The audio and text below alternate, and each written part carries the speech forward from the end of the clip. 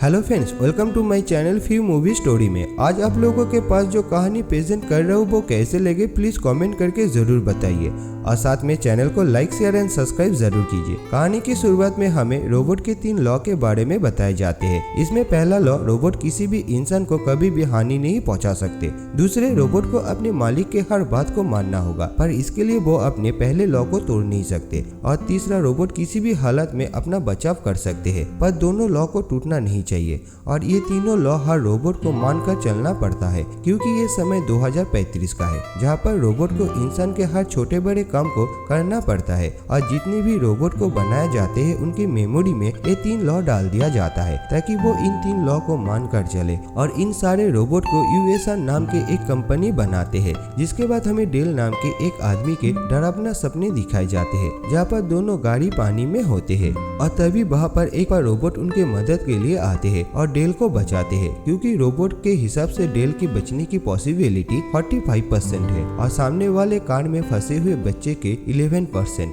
पर डेल उस बच्ची को बचाने के लिए कहते हैं क्योंकि वो खुद गाड़ी से बाहर आ सकते हैं। लेकिन रोबोट के अंदर में इमोशन नहीं होते इसलिए वो अपनी डेटा के अनुसार डेल को बचाते हैं जिससे उस बच्ची की मृत्यु हो जाती है। इसलिए डेल हमेशा से रोबोट से नफरत करते हैं और वो इस सपनों को देखकर नींद से उठ जाते हैं। जिसके बाद डेल जब ऑफिस जा रहा होता है तो वो एक रोबोट को किसी का पर्स लेकर भागते हुए देखते हैं। इसीलिए उनका पीछा करते हुए उस रोबोट को पकड़ लेते हैं और रोबोट के हाथों से वो बैग छूटकर सामने बैठे हुए एक लेडी के पास में जाकर गिरते हैं। लेडी उस बैग से इनहेलर निकालकर उसे लेने लगते हैं। दरअसल वो रोबोट उसी लेडी का था जो उसके लिए घर से इनहेलर लेकर आ रहा था। इसीलिए डेल उससे माफी मांगकर वहाँ से चले जाते हैं। जिसके बाद डेल अपने ऑफिस में आते हैं जहाँ पर उसके सीनियर ऑफिसर जॉन कहते हैं कि मुझे पता है तुम रोबोट को पसंद नहीं करते पर तुम्हें इस बात को मानना होगा कि रोबोट ने आज तक कोई भी गलत काम नहीं किया। इसीलिए तुम्हें रोबोट को गलत साबित करने के बारे में सोचना बंद करना होगा।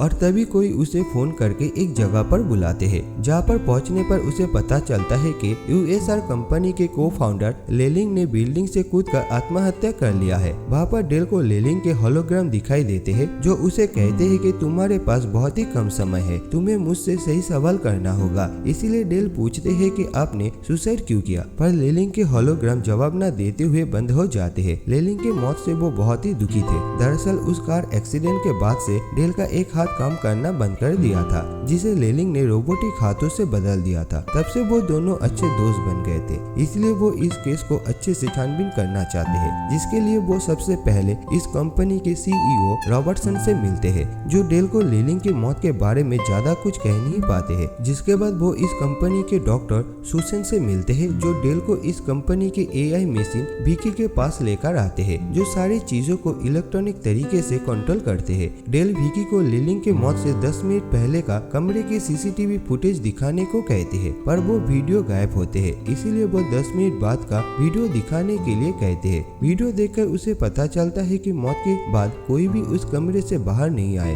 तो शायद कातिल अभी भी कमरे में हो सकते हैं। इसलिए डेल सुसन को लेकर लेलिंग के कमरे में आते हैं जहाँ पर उन्हें रोबोट के कई सारे पार्ट्स दिखाई देते हैं। और जब वो खिड़की के पास में जाकर शीशे को चेक करते हैं तो उसे पता चलता है कि इस शीशे को तोड़ पाना एक इंसान के लिए नामुमकिन है। इसलिए वो घर में ही उस कातिल को ढूंढने लगते हैं। और तभी एक सानी नाम के रोबोट डेल पर हमला कर देते हैं जिसे देखकर सुसन उसे डीएक्टिवेट होने के लिए कहती है लेकिन वो खिड़की से बाहर कूद जाते हैं। डेल उसके पैरों में गोली मारते हैं लेकिन फिर भी वो बाहर से भाग जाते हैं। जिसके बाद डेल और सुसन बिल्डिंग से नीचे आते हैं जहाँ पर डेल उससे पूछते हैं कि घायल रोबोट ठीक होने के लिए कहाँ पर जाते हैं। जिस पर सुसन कहते हैं कि वो सभी असेंबल प्लांट में जाते हैं। इसलिए वो दोनों वहाँ पर जाने के लिए निकल जाते हैं और रास्ते में डेल जॉन को कुछ पुलिस ऑफिसर के साथ वहाँ पर आने को कहते हैं। वो दोनों प्लांट में पहुँच जाते हैं जहाँ पर 1000 NS5 रोबोट को रखा जाता है। लेकिन जब उन्हें फिर से काउंटिंग किया जाता है तो वहाँ पर 1001 रोबोट मिलते हैं जिसे देखकर वो समझ जाते हैं कि सानी यहाँ पर ही है। इसलिए डेल उसे ढूंढने की कोशिश करते हैं पर इतने सारे रोबोट में उसे पहचान पाना बहुत ही मुश्किल था। इसीलिए डेल उसे डराने के लिए एक रोबोट को शूट कर देते हैं। जिसके बाद वो दूसरे दरवाजे पर गन पॉइंट करते हैं और तभी सनी देखने की कोशिश करते हैं कि डेल ने सच में उसे गोली मारा है या नहीं, और इसी हरकत के वजह से डेल उसे देख लेते हैं और उसे पकड़ने के लिए जाते हैं, लेकिन वो डेल पर हमला करके वहाँ से भागने लगते हैं। पर जब वो बाहर आते हैं तो पुलिस वाले उसे पकड़ लेते हैं। इसके बाद डेल सनी से पूछताछ करने के लिए आते हैं, जहाँ पर वो उससे पूछते हैं तुमने लेलिंग को क्यों मारा। तो सनी कहते हैं कि मैंने उन्हें नहीं मारा बल्कि उन्होंने आत्महत्या किया है। वो तो मेरे पिता के जैसे थे, उन्होंने ही मुझे बनाया है, तो मैंने उन्हें कैसे मार सकता हूँ। पर डेल के बार बार सवाल पूछने पर सनी गुस्सा हो जाते हैं, जिस पर डेल कहते हैं कि तुम्हें गुस्से भी आते हैं, जिस पर सनी कहते हैं कि मुझे सपना भी आते हैं और मैंने एक सपना भी देखा था। डेल उस सपने के बारे में पूछते इससे पहले ही वहाँ पर रॉबर्टसन आ जाते हैं, जो डेल से कहते हैं कि मेरा रोबोट किसी का हत्या नहीं करते, और ये कहकर वो सनी को अपने साथ लेकर चले जाते हैं। इसके बाद डेल लेलिंग के घर पर आते हैं, जहाँ पर घर के बाहर लगा हुआ डिवाइस से उसे पता चलता है कि लेलिंग अब जिंदा नहीं है, इसीलिए उनके घर यूएसआर कंपनी के प्रॉपर्टी है, जो कल सुबह 8 बजे बर्बाद कर दिया जाएगा। लेकिन फिर भी डेल उस घर के अंदर जाकर उसकी छानबीन करने लगते हैं। तभी किसी ने घर को बर्बाद करने के समय को बदलकर सुबह 8 बजे से रात 8 बजे कर देते हैं, और ऐसा करते ही एक रोबोट घर को तोड़ने लगते हैं। पर डेल किसी तरह से उस घर से बाहर चले आते हैं और वहाँ से सीधे सुसन के घर आते हैं और उसे सारी बात बताते हैं, और ये भी कहते हैं कि हो ना हो इन सब के पीछे रॉबर्टसन का ही हाथ है, मुझे उस पर शक है। और सनी इसके बारे में मुझे कुछ बताना चाहते थे, पर उसी समय रॉबर्टसन आकर सनी को लेकर चले गए, जिस पर सुसन कहते हैं कि तुम गलत सोच रहे हो सकते है कुछ खराबी के कारण ऐसा हुआ है। और इतना कहने के बाद वो डेल को वहाँ से जाने के लिए कहते हैं, जिसे सुनकर वो वहाँ से चले जाते हैं। अब अगले दिन जब वो अपने घर के बाहर आते हैं तो वो नया रोबोट NS5 को देखते हैं, जो पुराने रोबोट को पकड़कर वापस ले जा रहा था। दरअसल उनके जगह पर अब NS5 रोबोट रहेंगे। इसके बाद जब डेल अपने कार से जा रहा होता है तो रास्ते में वो विकी से कहते हैं कि मुझे लेलिंग के पिछले 50 मैसेज की रिकॉर्ड दिखाओ, जिस पर विकी ऐसे ही करते हैं। पर वो ये बात रॉबर्टसन को भी बता देते हैं, जिसे सुनकर रॉबर्टसन गुस्से हो जाते हैं। इसलिए वो 2 ट्रक जिसमें रोबोट थे उन्हें डेल के तरफ भेज देते हैं ताकि वो उसे मार सके। वही अब डेल के पीछे 2 ट्रक पड़ जाते हैं, जिसके अंदर से बहुत सारे रोबोट निकलकर उसके गाड़ी पर हमला करने लगते हैं। जिससे बचने के लिए डेल अपने गाड़ी को गोल गोल घुमाने लगते हैं, पर फिर भी कुछ रोबोट उसकी गाड़ी के ऊपर रह जाते हैं और डेल किसी तरह से बाहर से निकल जाते हैं। पर वो अपने कार को संभाल नहीं पाते हैं और वो क्रैश हो जाते हैं। और जब वो कार से बाहर निकलते हैं तभी एक रोबोट उस पर हमला करके उसे मारने ही वाले थे। तभी वहाँ पर पुलिस आ जाते हैं, जिसे देखकर रोबोट वहाँ से भाग जाते हैं। अब वहाँ पर जॉन आते हैं, जिसे देखकर डेल कहते हैं कि रोबोट ने मुझ पर हमला किया है। पर डेल के बातों पर जॉन विश्वास नहीं करते हैं और गुस्से में आकर कहते हैं कि तुम्हारी दिमाग की संतुलन ठीक नहीं है, तुम्हें आराम की जरूरत है। इसलिए वो डेल को जॉब से टेम्पोरली आउट कर देते हैं और उनकी बैज भी ले लेते हैं। अब अगले दिन सुसन डेल से मिलने आते हैं और उससे पूछते हैं कि तुम लेलिंग को कैसे जानती हो, जिससे वो अपने हाथ और सपनों के बारे में उसे सब कुछ बता देते हैं और कहते हैं सनी लेलिंग के मौत के बारे में जानते हैं, इसलिए मुझे उससे बात करना है। जिसके बाद वो दोनों सानी के पास आते हैं, जहाँ पर डेल सानी से उसके सपनों के बारे में पूछते हैं। तो वो एक स्केच बनाकर कहते हैं कि ये मेरा सपना है। डेल उस स्केच को देखते हैं, जहाँ पर एक ब्रिज के पास में कोई खड़ा है, जिसे सारे रोबोट देख रहा था। और तभी वहाँ पर 2 गार्ड आकर उन दोनों को रॉबर्टसन के पास लेकर आते हैं, जहाँ पर वो सुसन से कहते हैं कि हमें सानी को डीएक्टिवेट करना होगा, क्योंकि उसके कारण हमारे कंपनी के रेपुटेशन खराब नहीं कर सकते। पर सुसन ऐसा करना नहीं चाहते हैं, फिर भी सुसन को रॉबर्टसन की बात मानना पड़ता है। इसके बाद रॉबर्टसन गार्ड से कहकर डेल को बाहर कर देते हैं। ऑफिस में आकर डेल लेलिंग के पुराने वीडियो को देख रहा होता है,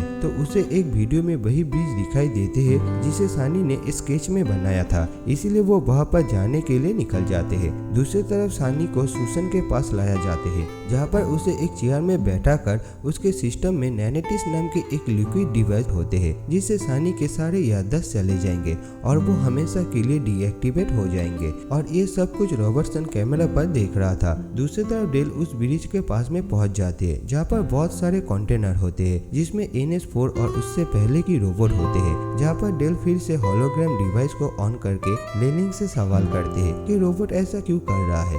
जहाँ पर वो कहते हैं कि 3 लॉ को मानकर रोबोट चलते हैं, मगर कोई ऐसा है जो उन लॉ को तोड़ने की कोशिश कर रहा है। और इतना कहकर होलोग्राम ऑफ हो जाते हैं। अब डेल को कंटेनर से कुछ आवाज सुनाई देते हैं और जब वहाँ पर जाकर देखते हैं तो वहाँ पर बहुत सारे NH5 रोबोट दिखाई देते हैं जो पुराने रोबोट को खत्म कर रहा होता है। और फिर एक NH4 डेल को वहाँ से भागने को कहते हैं, जिसे सुनकर वो अपने बाइक से वहाँ से भाग जाते हैं।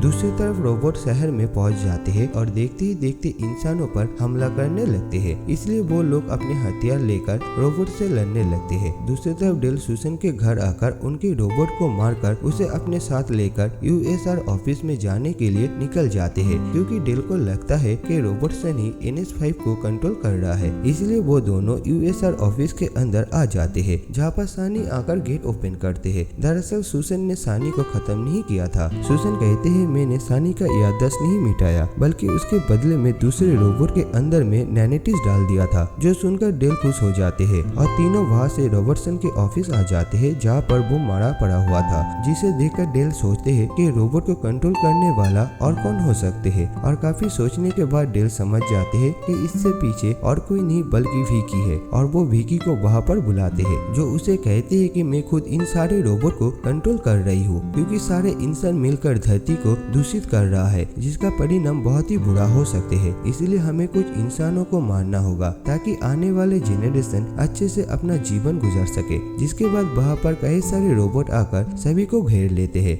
लेकिन सानी सभी का ध्यान भटकाने के लिए सुसन को अपनी गन पॉइंट पर ले लेते हैं और सानी का इशारा मिलते ही डेल सारे रोबोट को शूट करने लगते हैं। साथ में सानी भी एक एक करके उन्हें शूट करते हैं, जिसके बाद वो तीनों वहाँ से बाहर आ जाते हैं। सुसन सानी को नैनेटिस लाने को कहती है, जिसके मदद से वो विकी को डीएक्टिवेट कर सकते हैं। इसीलिए सानी उसे लेने के लिए चले जाते हैं और वो दोनों विकी के पास आते हैं, जिसका कंट्रोल सिस्टम इस बिल्डिंग से काफी नीचे होते हैं। सुसन अब उसके कंट्रोल सिस्टम को ओपन करने की कोशिश करती है ताकि वो नैनेटाइज डालकर विकी को डीएक्टिवेट कर सके, पर विकी उस कंट्रोल को बंद कर देते हैं। इसीलिए सुसन कहते हैं हमें यहाँ से सीधे नीचे कूदकर विकी के सिस्टम में नैनेटाइज डालना होगा। और तभी वहाँ पर कई सारे NH5 रोबोट चले आते हैं और दोनों पर हमला करते हैं। वही सानी भी नैनेटाइज लेकर आते हैं। तभी वो देखते हैं कि सुसन नीचे गिरने वाली है, इसलिए वो नैनेटाइज डेल को देते हुए सुसन को बचाने के लिए जाते हैं और वो उसे बचा लेते हैं। जिसके बाद डेल नैनेटाइज लेकर सीधे नीचे कूद जाते हैं और उसे विकी के सिस्टम के अंदर डाल देते हैं, जिससे विकी का सारा सिस्टम नष्ट हो जाते हैं और NH5 जो बाहर में तबाही मचा रहा था वो भी नॉर्मल हो जाते हैं। अब सब कुछ शांत हो जाने के बाद डेल सानी से कहते हैं कि मैं जानता हूँ कि तुमने ही लैनिंग को मारा था, क्योंकि ऑफिस के सारे खिड़कियाँ बहुत ही मजबूत है, जिसे तोड़ पाना नामुमकिन है।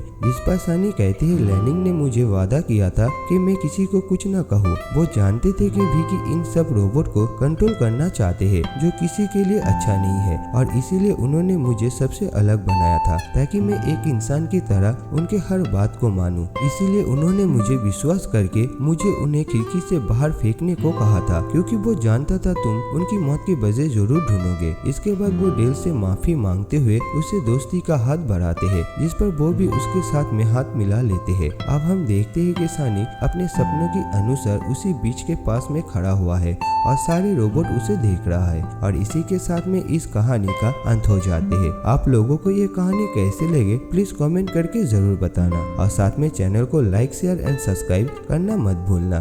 Thank you.